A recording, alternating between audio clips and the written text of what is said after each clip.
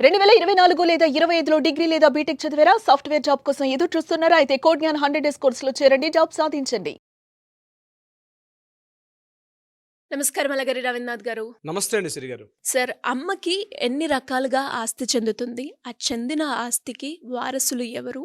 కొడుకులా? కూతుర్లా? అండ్ దాంతో పాటు ఈ ఆస్తి అనేది, ఈ ఆస్తి పైన హక్కు ఎవరికి ఉంటుంది సార్? తల్లి ప్రాపర్టీ ఎవరికి చెందుతుంది? కొడుకులకా? కూతుర్లకా?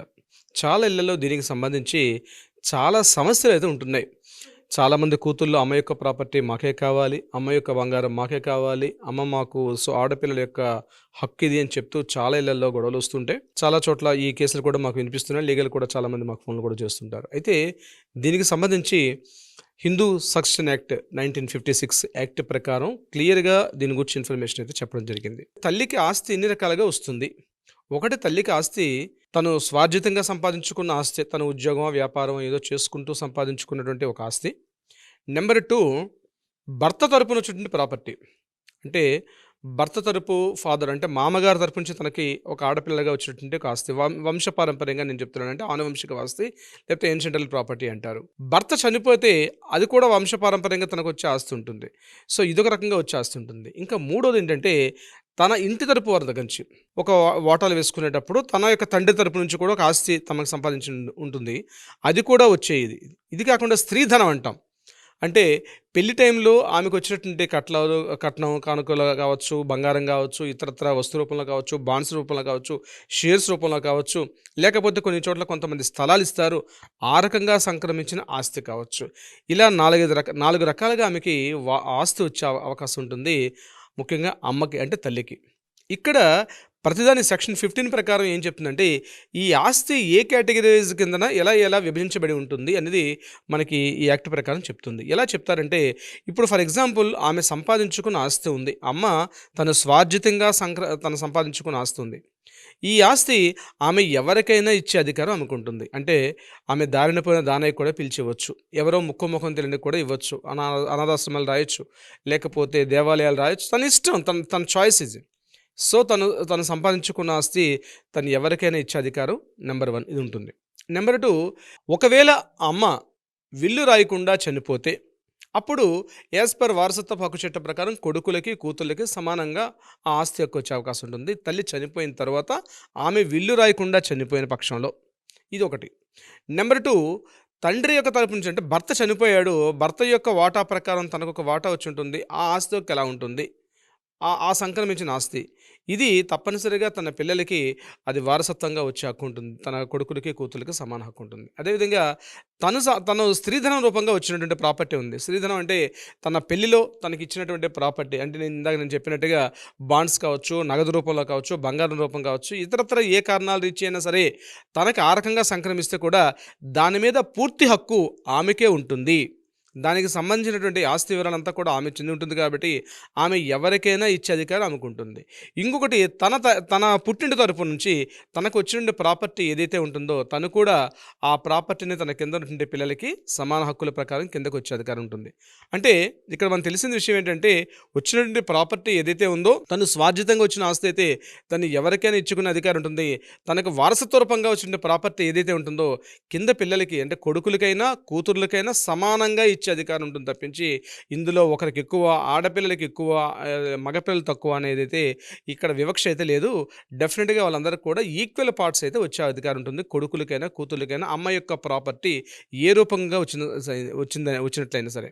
అయితే ఇక్కడ స్థిరచరాస్తుల్లో మనం తీసుకున్నట్లయితే ఇప్పుడు మనం ల్యాండ్స్ విషయంలో చెప్పుకుంటున్నాం, అట్లా కాకుండా బంగారం విషయంలో కూడా, ఈవెన్ దో గోల్డ్ విషయంలో కూడా, షేర్స్ విషయంలో ఉన్న, బాండ్స్ ఉన్న, నగదు రూపంలో ఉన్న, ఏ ఇతరత్ర రూపకంగా ఉన్నప్పటికీ కూడా కొడుకులకైనా కూతుర్లకైనా సమాన ఆస్తి హక్కు ఉండదు తప్పించి ఇందులో తల్లి ఆస్తి కాబట్టి కూతురుకు ఎక్కువ అని కొడుకు తక్కువ అనేటువంటి ఈ భేదాభిప్రాయం అయితే ఎటువంటి తేడా అయితే లేదు సిరిగారు. దీనికి సంబంధించి సుప్రీంకోర్టు మనం సైటేషన్ చూసినట్లయితే 2017లో వచ్చినటువంటి ఉమాదేవి వర్సెస్ సుబ్రహ్మణ్యం కేసులో కానీ, 2019లో వచ్చినటువంటి విష్ణుప్రియ వర్సెస్ శంకర్ విషయంలో కానీ, అదేవిధంగా 2022లో వచ్చినటువంటి వైద్యుల హరీష్ వర్సెస్ కాంత ఈ కేసుల్లో కూడా క్లియర్గా సుప్రీంకోర్టు యొక్క జడ్జిమెంట్స్ ఏం చెప్తున్నాయంటే తండ్రి యొక్క ప్రాపర్టీ ఏ రకంగా అయితే పిల్లలకి కొడుకులకి కూతులకి సమానంగా ఉంటుందో అదేవిధంగా తన స్వార్జితమైన ప్రాపర్టీ అయితే తను ఎవరికైనా ఇచ్చుకునే అధికారం ఉంటుంది, పిల్లలతో పాటు సమానంగా తన చాయిస్ విల్లు ప్రకారంగా అయితే.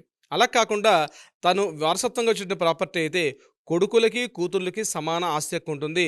ఒకవేళ కొడుకుల పిల్లలు ఎక్కువ ఉండి కూతుర్ల పిల్లలు తక్కువ ఉన్నా మనవలకు కూడా వస్తుంది ప్రాపర్టీ యాస్టీజ్గా, మనవలకి మనవరాలకు కూడా వస్తుంది, వారసత్వ రూపంగా వచ్చింది. ఒకవేళ ఫర్ ఎగ్జాంపుల్ ఒక కొడుకుకి ఒక ఇద్దరు పిల్లలు ఉన్నారు, కూతురికి ఒక్కరే కొడుకు కానీ కూతురు కానీ ఉన్నారు అనుకుందాం, అంటే కూతురు పిల్లలు.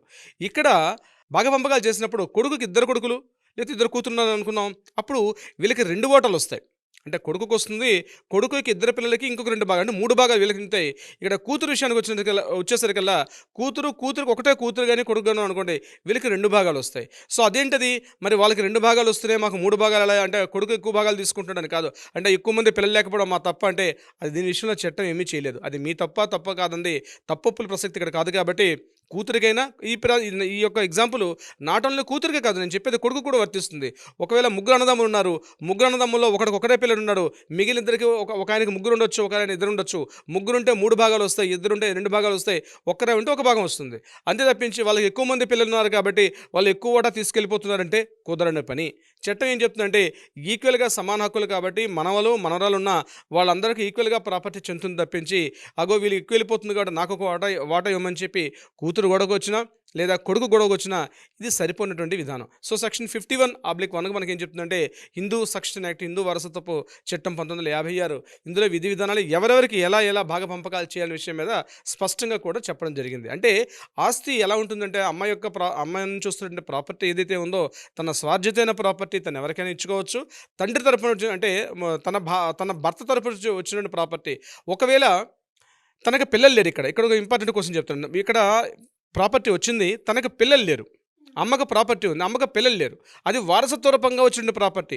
ఇటువంటి సందర్భంలో మళ్ళీ ఎవరికి వస్తుందంటే భర్త యొక్క సోదరులు ఎవరైతే ఉన్నారో వాళ్ళకి ఈ ప్రాపర్టీ మళ్ళీ రివర్స్గా వెళ్ళిపోయే అవకాశం ఉంటుంది. కాబట్టి పిల్లలు లేని పక్షంలో, అంటే దత్తత తీసుకోకపోయినా తనకు స్వాధితంగా అంటే తన సొంత పిల్లలు లేకపోయినా అట్లీస్ట్ దత్తత తీసుకోకుండా పిల్లలు లేకుండా ఉన్నటువంటి పక్షంలో మాత్రమే ఒకవేళ తండ్రి అంటే భర్త తరపున వచ్చిన ప్రాపర్టీ ఏదైతే ఉందో ఆ ప్రాపర్టీ మళ్ళీ యాస్టిస్గా భర్త తరపున ఉన్నటువంటి అన్నదమ్ములు కావచ్చు, అక్క చెల్లెలు కావచ్చు, ఆ ప్రాపర్టీ ఆఫ్టర్ చనిపోయిన తర్వాత, అంటే ఈ తల్లి గారు చనిపోయిన తర్వాత ఈ ప్రాపర్టీ మళ్ళీ వెనకకి అంటే సోదరులకు కావచ్చు, అంటే భర్త తరపు ఉన్నటువంటి సోదరులు కావచ్చు వాళ్ళకి ప్రాపర్టీ వెనక్కి వెళ్తుంది. ఎట్టి పరిస్థితులు అంటే ఎప్పుడైతే వీళ్ళకి పిల్లలు లేని పక్షంలో మాత్రమే.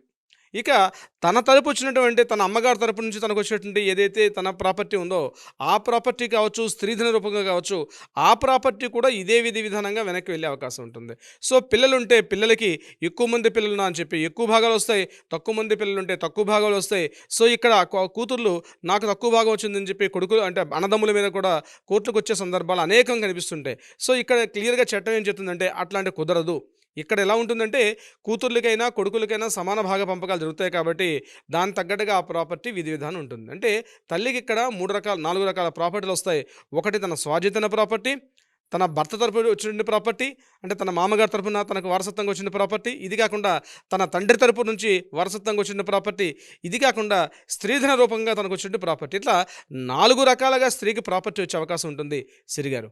సో మరి ఎవరికైనా కూడా ఇలా ప్రాపర్టీ విషయంలో అంటే అన్నతమ్ముల మధ్య కావచ్చు, లేదు అంటే ఆస్తి విభాగంలో ఎవరికైనా కూడా ఎలాంటి ఇష్యూస్ ఉన్నా కూడా లీగల్ పరంగా వెళ్ళాలి అనుకునే వాళ్ళు ఎవరైనా కూడా మీకు గైడెన్స్ కావాలి అంటే ఎలా మిమ్మల్ని అప్రోచ్ అయ్యే ఛాన్స్ ఉందంటారు సార్? డెఫినెట్గా సిరి గారు, దీనికి సంబంధించి కింద స్క్రోల్ అవుతున్న నెంబర్ని కాంటాక్ట్ చేయగలిగితే మన లీగల్ టీం వాళ్ళకి అప్రోచ్ అవ్వరు. దీనికి సంబంధించి ముఖ్యంగా ప్రాపర్టీ సంబంధించి భాగ పంపకాలు కావచ్చు, విల్లు కావచ్చు, లేకపోతే సోదరుల మధ్య భాగ పంపకాల్లో తేడాలు కావచ్చు, ఎటువంటి వివాదాలున్నా లేకపోతే సలహా సంప్రదింపులు కావాలనుకున్నా కింద స్క్రోల్ అవుతున్న కాంటాక్ట్ అవుతున్న నెంబర్ కానీ కాంటాక్ట్ చేయగలిగితే డెఫినెట్గా లీగల్ టీం వాళ్ళకి అప్రోచ్ అవుతారు. సరైనటువంటి న్యాయ సలహా పరిష్కారం కూడా ఇచ్చే దిశగా ప్రయత్నం చేస్తారు. Thank you sir, thank you so much. Thank you so much అండి సిరి గారు.